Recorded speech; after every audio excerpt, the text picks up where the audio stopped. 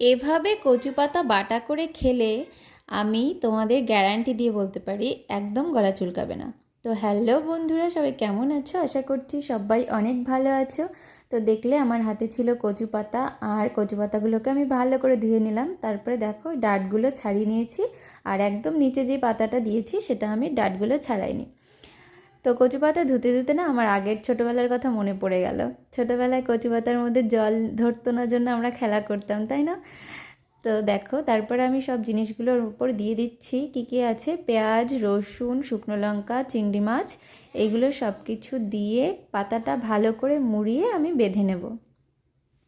তো অনেক দিন পরে তোমাদের সাথে একটা রেসিপির ভিডিও শেয়ার করছি। তোমরা অনেকেই আগ্রহ করে বসে আছো কবে আমার ভিডিও দেখবে রেসিপির, অনেকে কমেন্ট করে জানিয়েছো। তো সবাইকে অনেক ধন্যবাদ, তোমাদের উৎসাহ এবং ভালোবাসাতে আমি ভিডিও তৈরি করতে পারি। তারপর দেখো কড়াইতে জল দিয়েছি এবং জলটা একটু গরম হয়েছে, আর সেই বেঁধে রাখা কচু পাতাটা আমি ওর মধ্যে দিয়ে ঢাকা দিয়ে রেখেছি। তারপর দেখো জলটা একদম ফুটে এসছে, আর পাতাটা একটু সেদ্ধ সেদ্ধ হয়ে গেছে মনে হচ্ছে না? এই সময়ে যে সুতোটা দিয়ে বেঁধেছিলাম, বিশ্বাস করো লাইফে ফার্স্ট টাইম আমি সুতো দিয়ে বেঁধেছি। তো সুতোটা ছাড়িয়ে নেবে, ঠিক আছে? তারপরে এই জলটা কিন্তু পুরোটা শুকিয়ে নিতে হবে। তো তোমরা যদি এইভাবে কচু পাতা বাটা করে খাও, তোমাদের কিন্তু একটুও গলা ধরবে না। আর লেবুটা কিন্তু থাকতেই হবে অবশ্যই, কচু বলে কথা, তাই না? তো দেখো জলটা কিন্তু একদম শুকিয়ে গেছে, আর এরপর আমি এর মধ্যে দিয়ে দেবো একটু সর্ষের তেল। তো দেখো জলটা কিন্তু একদম শুকিয়ে গেছে।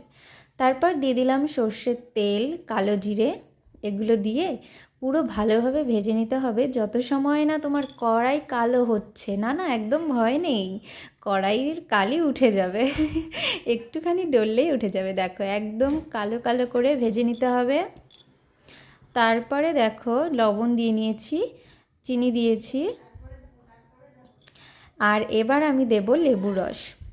তো দেখো সব কিছু দিয়ে ভালো করে আবারও মিশিয়ে নেব। তোমরাও এমনভাবেই করবে, এমনভাবে করলে একদম সুন্দর হবে। তো দেখো পাতাটা আমার একদম রেডি হয়ে গেছে।